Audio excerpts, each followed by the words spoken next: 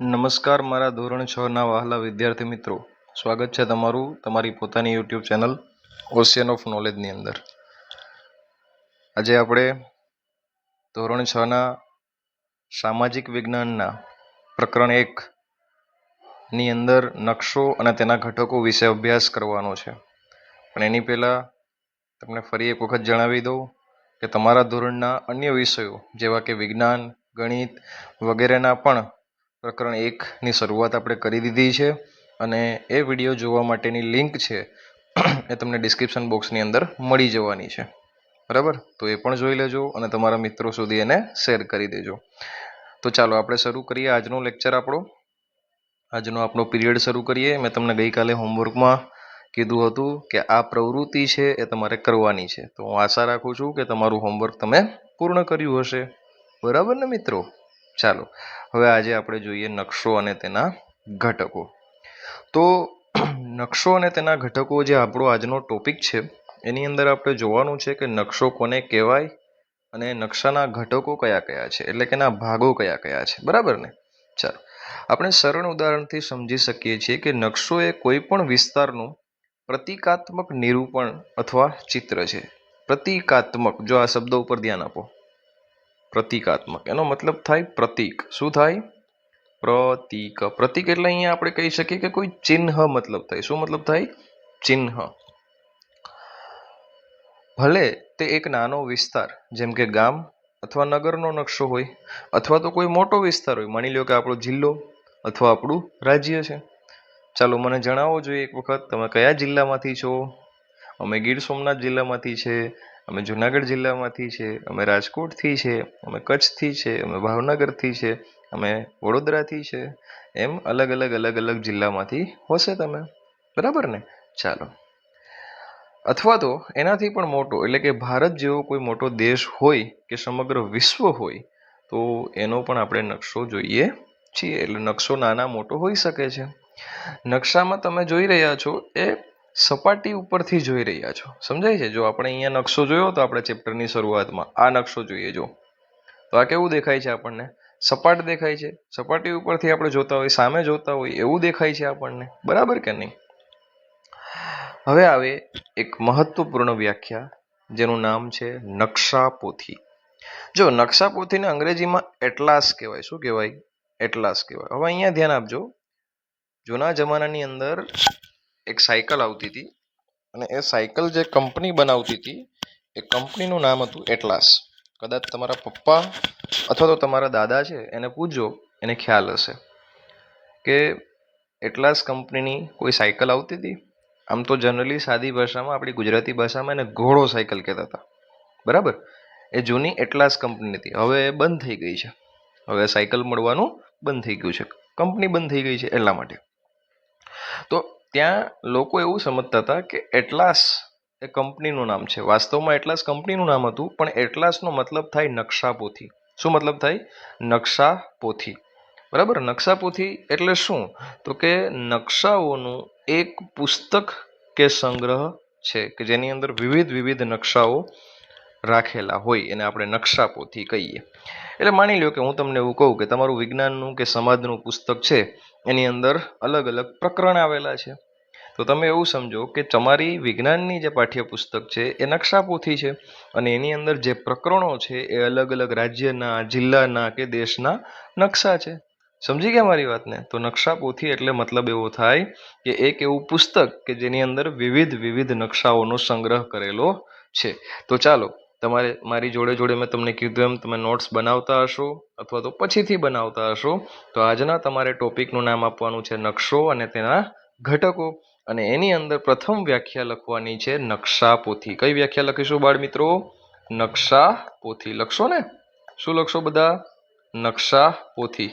બરાબર ને? તો આ રહી વ્યાખ્યા નકશાપોથીની. ચાલો હવે આપણે લખીએ આગળ કે નકશા છે કેટલા પ્રકારના હોય. તો આપણો હવેનો પ્રશ્ન છે નકશાના પ્રકારો.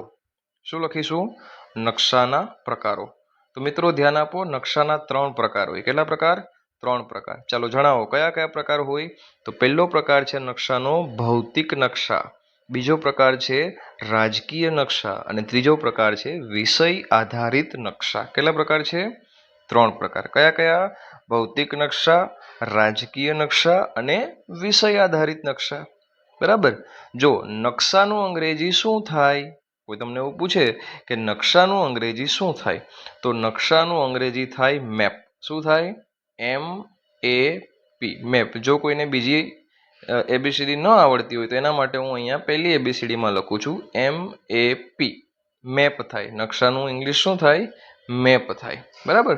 એટલા માટે તમે અહીંયા જુઓ તો હવે આપણે મેપ એટલે નકશો, MAP મેપ એટલે નકશો, અને MAPS મેપ્સ એટલે નકશાઓ.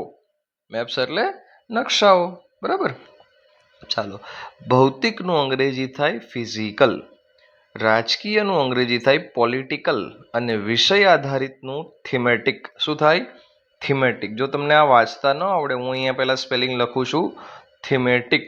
જો તમને વાંચતા ન આવડે તો એના માટે હું અહીંયા લખી દઉં થીમેટિક. શું થાય? થીમેટિક. થઈ ગયું ને? ચાલો આગળ વધીએ બેટા.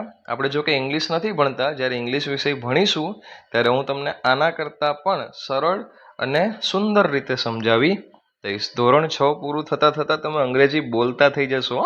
યાદ રાખજો મારા શબ્દો. આપણે એટલું સરસ અંગ્રેજી ભણીશું. બસ તમે આપણી સાથે ખાલી ચેનલમાં જોડાયેલા રહેજો. ચાલો આગળ વધીએ.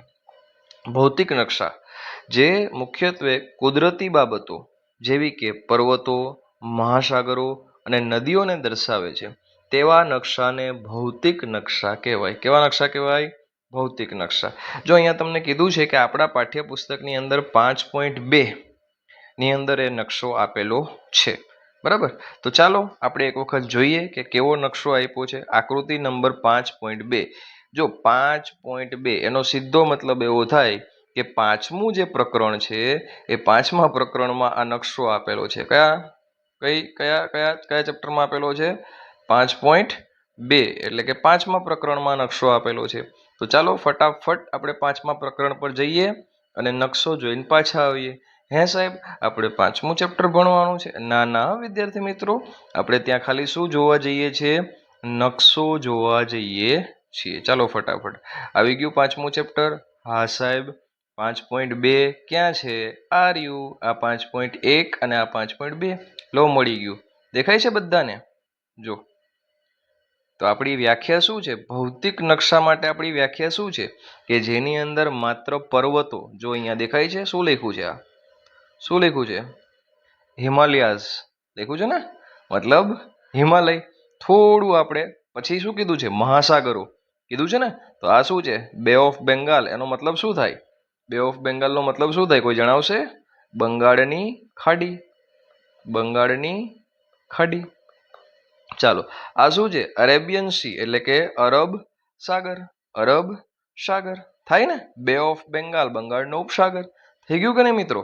ચાલો, તો તમને વ્યાખ્યામાં શું કીધું? ભૌતિક નકશાની વ્યાખ્યામાં શું કીધું છે? તો ભૌતિક નકશાની વ્યાખ્યામાં એવું કીધું છે કે જે નકશાની અંદર માત્ર પર્વતો, નદીઓ, મહાસાગરોનો ઉલ્લેખ હોય એવા નકશાને ભૌતિક નકશા તરીકે ઓળખવામાં આવે છે. શું કહેવાય એને? ભૌતિક નકશા તરીકે ઓળખવામાં આવે છે. બરાબર ને? તો થઈ ગઈ ને આપણી વાત. ભૌતિક નકશો કોને કહેવાય મિત્રો? થઈ ગયો આપણો ભૌતિક નકશો. જો અહીંયા નદીઓ દેખાય છે ને, ગંગા નદી, યમુના નદી, ચંબલ નદી, નર્મદા, તાપી, ગોદાવરી, કૃષ્ણા, મહાનદી. અહીંયા બ્રહ્મપુત્ર નદી છે. આ હિમાલય નદી છે. બરાબર. સિંધુ નદી છે. જો મિત્રો યાદ રાખજો, હા, બધું જ ખૂબ જ અગત્યનું હશે જ્યારે આપણે આ પ્રકરણ ભરીશું ત્યારે. ચાલો હવે આપણે સમય ન બગાડતા ફટાફટ આપણા ચેપ્ટર તરફ પાછા જતા રહીએ. બરાબર ને? તો તમને આશા રાખું છું કે તમને તમારું જે વ્યાખ્યા છે ભૌતિક નકશાની, એ વ્યાખ્યા સમજમાં આવી ગઈ હશે. શું વ્યાખ્યા છે બેટા ભૌતિક નકશાની? તો ભૌતિક નકશાની વ્યાખ્યા છે કે જે નકશાની અંદર માત્ર પર્વતો, મહાસાગરો, નદીઓનો ઉલ્લેખ થતો હોય એવા નકશાને ભૌતિક નકશા તરીકે ઓળખવામાં આવે છે. બરાબર. તો ચાલો આપણે લખી લીધી. તમે વ્યાખ્યા લખી લ્યો. ચાલો હવે આપણે આગળ વધીએ. આપણી બીજી વ્યાખ્યા શું છે? બીજી વ્યાખ્યા તો કે જે દેશો અથવા રાજ્યો, સરહદો, શહેરો વગેરે દર્શાવે છે એવા નકશાને રાજકીય નકશો કહેવાય. એવા નકશાને રાજકીય નકશો કહેવાય. જેમ કે આપણા ગુજરાતનો નકશો જુઓ અથવા તો ભારતનો નકશો જુઓ, તેમાં બધા રાજ્યો જોવા મળે, પછી કેન્દ્ર શાસિત પ્રદેશો. અચ્છા, મને જણાવો કે શું તમને ખ્યાલ છે કેન્દ્ર શાસિત પ્રદેશ કયા કયા છે અને કેટલા છે? ખ્યાલ છે? ચાલો હું બોલી જાઉં એક વખત. પાક્કું? જુઓ, દીવ છે, દમણ અને નગર હવેલી છે. યાદ છે? હા બસ, હે ને. જે રાજ્યોને રાજ્ય સરકાર નથી ચલાવતી, પણ કોણ ચલાવે છે? કેન્દ્ર સરકાર ચલાવે. એને કહેવાય કેન્દ્ર શાસિત પ્રદેશો. છે ને, દિલ્હી છે. આ બધા આવા ટોટલ 7 છે આપણે જ્યારે ભણીશું ત્યારે. પછી એ રાજ્યો છે, તેમના પાટનગરો છે, એવા દર્શાવતા જે ભારતના કે રાજ્યના નકશા હોય એને રાજકીય નકશા કહેવાય. ચાલો જણાવો જોઈએ, ગુજરાતનું પાટનગર કોણ છે? કયું સિટી છે ગુજરાતનું પાટનગર છે? નથી ખબર? વિચારો. જેના જિલ્લાનો કોડ છે GJ18. ચાલો હવે જણાવો જોઈએ. હા, ગાંધીનગર. બિલકુલ બરાબર. કયું છે? ગાંધીનગર. અચ્છા, તમે કયા જિલ્લામાં રહો છો? તમારા જિલ્લાનો કોડ કયો છે? ચાલો હું અહીંયા મારા જિલ્લાનો કોડ લખું છું. તમારે તમારા પુસ્તકની, માફ કરજો, તમારી પાસે પુસ્તક હોય તો એમાં, અથવા તો તમારી નોટમાં તમારે તમારા જિલ્લાનો કોડ લખવાનો છે. ચાલો હું મારા જિલ્લાનો લખું છું અહીંયા, GJ32. અમે ગીર સોમનાથથી છીએ તો અમારા જિલ્લાનો કોડ GJ32 છે. ચાલો અમુક જિલ્લાના હું બોલું, જેમ કે રાજકોટનો કોડ 03 છે, અમદાવાદનો કોડ 01 છે, જામનગરનો કોડ 10 છે, પછી તો ભાઈ સુરતનો કોડ 5 છે, પછી બરોડાનો કોડ 6 છે, 25 પોરબંદરનો કોડ છે, વગેરે બધા જ ટોટલ 34 છે. હા બેટા, જો હું ભૂલતો ન હોય તો 34 પ્લસ કદાચ 36 થઈ ગયા છે હવે, તો 36 સુધી છે. તમને યાદ હોવા જોઈએ એવું જરૂરી નથી. જ્યારે યાદ રહેશે ત્યારે રાખીશું. બરાબર? ચાલો આગળ વધીએ. તો રાજકીય નકશા ખબર પડી. ચાલો આગળ વધીએ. હવે આવે છે વિષય આધારિત નકશા, જે ચોક્કસ પ્રકારની માહિતી પ્રદાન કરે છે. ઉદાહરણ તરીકે આપણા પાઠ્યપુસ્તકમાં 6.3 અને 8.1 જે નકશાઓ આપેલા છે એની વાત છે, પણ હમણાં આપણે એની ચર્ચા નથી કરતા. આપણે થોડા આગળ ભણીએ પછી આપણે એની ચર્ચા કરીશું બેટા. બરાબર? ચાલો, તો કુલ મળીને આપણા નકશાની અંદર 3 ઘટકો, 3 પ્રકારો નકશાના આપેલા છે. પહેલો પ્રકાર આપ્યો છે ભૌતિક નકશા, બીજો પ્રકાર આપ્યો છે રાજકીય નકશા, અને ત્રીજો પ્રકાર આપ્યો છે વિષય આધારિત નકશા. હું માનું છું કે તમે તમારી નોટ્સની અંદર લખી લીધું હશે. ડન? ચાલો હવે આપણે નવું હેડિંગ બાંધીએ, નકશાના 3 મુખ્ય ઘટકો. ચાલો કયા કયા છે? જેમ નકશાના 3 પ્રકારો છે એમ નકશાના 3 ઘટકો છે. કયા? અંતર, દિશા અને રૂઢ સંજ્ઞાઓ. સાહેબ, રૂઢ સંજ્ઞાઓ એટલે શું? તો જો નકશાની ભાષામાં આપણે દરેક વસ્તુને એની એક ચોક્કસ સંજ્ઞાથી દર્શાવીશું. જેમ કે નદીની સંજ્ઞા છે તો નદીને આવી રીતના દર્શાવાય. પછી નદી જો ક્યાંય એક જ સીધી રેખામાં જતી હોય તો આવું દર્શાવાય. પણ નદીમાં 2 ફાંટા પડતા હોય, થોડી આમ જતી હોય, થોડી આમ જતી હોય, તો આવું દર્શાવાય. તો આ નદીની ચોક્કસ સંજ્ઞા છે. પછી તો જો પર્વતો દર્શાવવા હોય તો પર્વતની ચોક્કસ સંજ્ઞા છે કે પર્વતને આપણે આ રીતના દર્શાવીશું. પછી 2 પહાડ ભેગા હોય તો એને આ રીતના દર્શાવાય. તો એમ દરેક વસ્તુઓ, દિશાઓ કે વગેરેને સમજાવવા માટેની એક ચોક્કસ સંજ્ઞા છે. બરાબર? જેમ કે ઘણી વખત આપણું જે રેલવે ટ્રેક છે અને રેલગાડી છે એને દર્શાવવા માટે આવા સંજ્ઞા હોય, આવી સંજ્ઞા હોય. તો આવી જે સંજ્ઞાઓ છે એને રૂઢ સંજ્ઞાઓ તરીકે ઓળખવામાં આવે છે. જ્યારે તમે નકશો દોરતા શીખી જશો ત્યારે તમને પણ આ સંજ્ઞાઓ મોઢે થઈ જશે. બરાબર? ચાલો આગળ વધીએ. આકૃતિ 1.1 જોઈને પહેલા 2 વિશે અગાઉ શીખ્યા છો. કયા 2 વિશે? તો કે ભાઈ તમે અંતર અને દિશા વિશે શીખી ગયા છો. ક્યાં? તો કે અહીંયા આ નકશાની અંદર આ રહી આ દિશા. બરાબર કે નહીં? અંતર એટલે અહીંયાથી આ કેટલું થાય, અહીંયાથી આ કેટલું થાય, એને અંતર કહેવાય. બરાબર કે નહીં? અંતર પછી મીટરમાં પણ હોય, અંતર પછી કિલોમીટરમાં પણ હોય ને બેટા? તમારા ઘરથી નજીકનું જે કોઈ સિટી છે કે ગામડું છે એનું કેટલું અંતર છે? તો તમે કહેશો સર 5 કિલોમીટર. સર 10 કિલોમીટર, કોઈ કહેશે 50 કિલોમીટર, તો એને કહેવાય અંતર. અંતર અને દિશા એ આપણે ભણી ગયા છે, મેં તમને કીધું હતું ઉત્તર, દક્ષિણ, પૂર્વ, પશ્ચિમ. હવે આપણે જોવાની છે રૂઢ સંજ્ઞાઓ. શું જોવાનું છે? રૂઢ સંજ્ઞાઓ.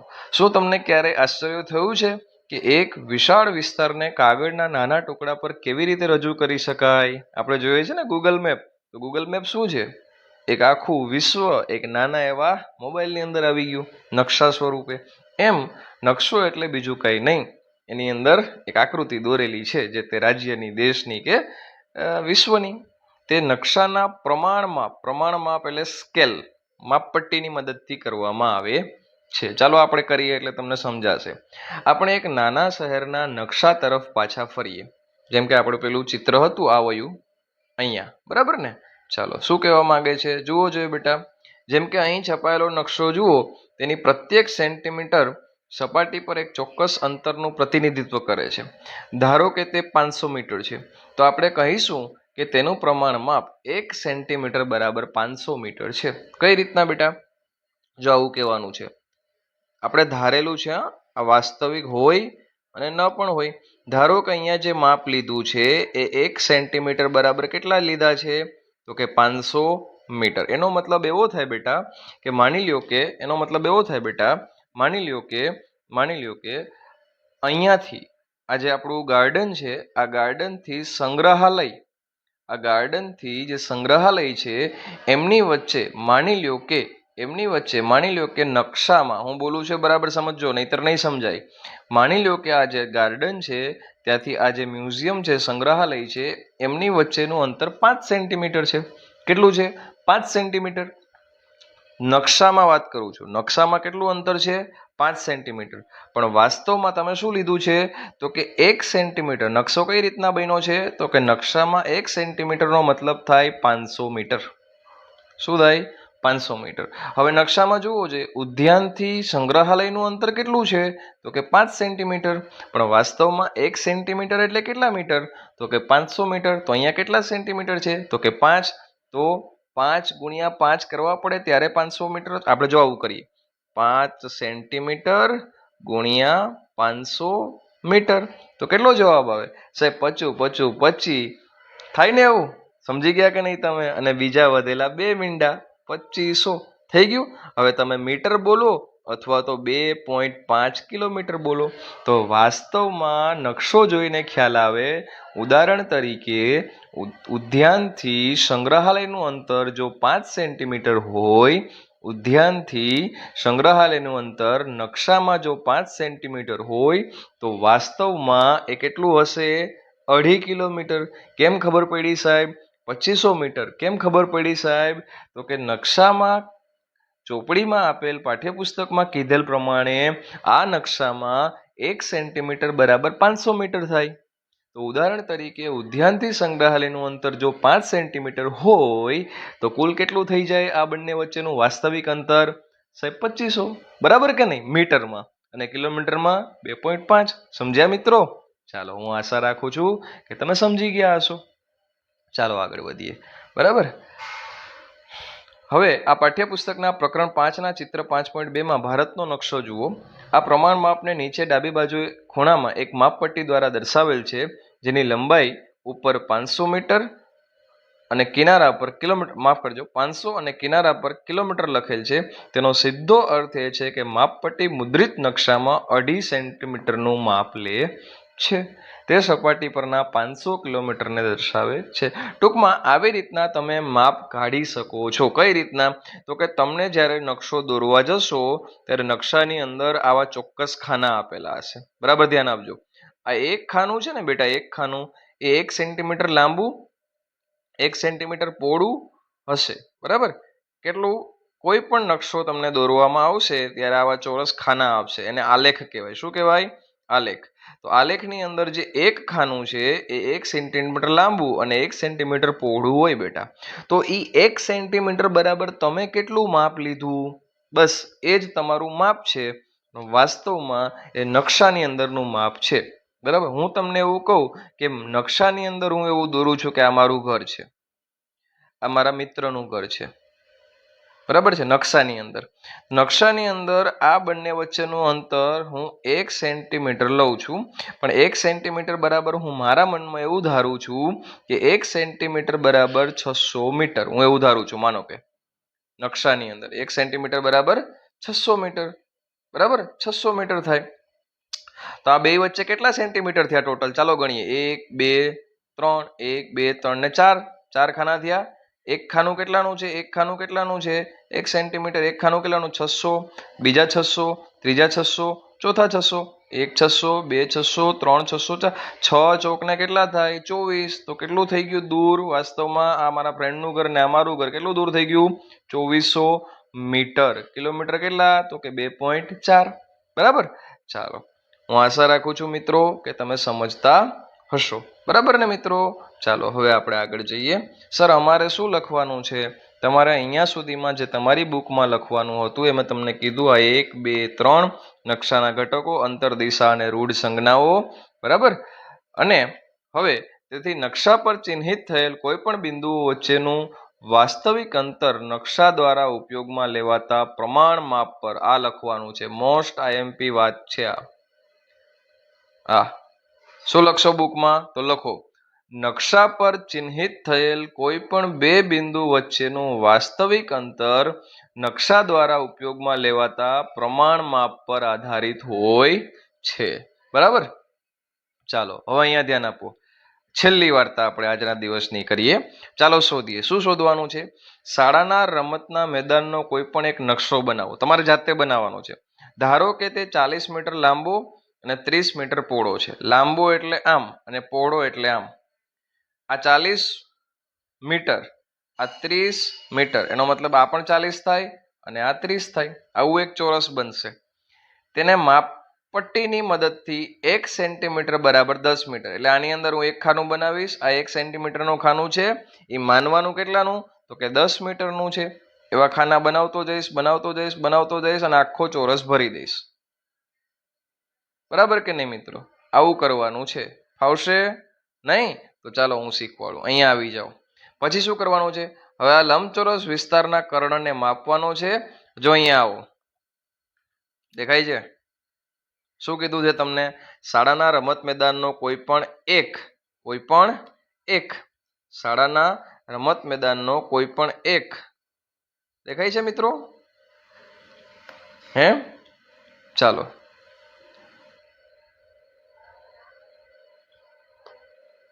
એક જ મિનિટ હા બેટા, ફટાફટ થઈ જશે. જો અહીંયા ધ્યાન આપો. ચાલો, જો અહીંયા હવે ધ્યાન આપો. શાળાના રમત મેદાનના કોઈ પણ એક સાંકડો નકશો બનાવો. જો આપણે બનાવ્યો છે અહીંયા. ધારો કે તે 40 મીટર લાંબો છે, તો આપણું જે માપ છે અહીંયા તમને આપેલું છે, અને 30 મીટર પહોળો છે. બરાબર કે નહીં? ચાલો, 1 સેન્ટીમીટર બરાબર 10 મીટર પ્રમાણ. જો અહીંયા હું તમને જે ખાનાની વાત કરતો હતો ને બેટા, એ આ ખાનાની વાત કરતો હતો. આ ખાનું કેટલાનું હોય? 1 સેન્ટીમીટરનું. પણ એના બરાબર આપણે કેટલા લેવાના છે? ચોપડી મુજબ 10 મીટર લેવાના છે. થઈ ગયા ને? બસ, તો આ એ પ્રમાણે નકશો તૈયાર થાય છે. બરાબર છે કે? હવે જો લંબચોરસના વિસ્તારના કર્ણને માપવાનો છે, વિકર્ણને. તો જો આ વિકર્ણ કહેવાય, દેખાય છે? આ કર્ણ અથવા વિકર્ણ કહેવાય, દેખાય? તો એનું માપ કેટલું થાય? તો 1 2 3 4 અને 5 ખાનામાંથી જાય તો કેટલા સેન્ટીમીટર થઈ ગયા? 5 સેન્ટીમીટર. તો 1 સેન્ટીમીટર બરાબર કેટલા મીટર? તો કે 10 મીટર. તો 5 સેન્ટીમીટર બરાબર 5 ગુણ્યા 10 એટલે કેટલા થઈ ગયા? 50 મીટર. બસ થઈ ગયું. હે કે નહીં બેટા? આ તમારો જવાબ છે. તો આ વસ્તુ પણ તમારે તમારી નોટમાં ચાલો શોધીએ એવું હેડિંગ આપીને લખવાની છે. અને આ પીડીએફ એટલે કે આ જે દેખાય છે તમને, એ તમારે કોપી કરવાનું છે. હું આશા રાખું છું બેટા કે તમે સમજી ગયા હશો. બરાબર. તો આવતીકાલે હોમવર્કની અંદર તમારે આ લખીને આવવાનું છે, અહીંયા સુધીનું બેટા, મેં જે તમને હોમવર્ક આપ્યું એ. અને આવતીકાલે આપણે દિશાઓ વિશે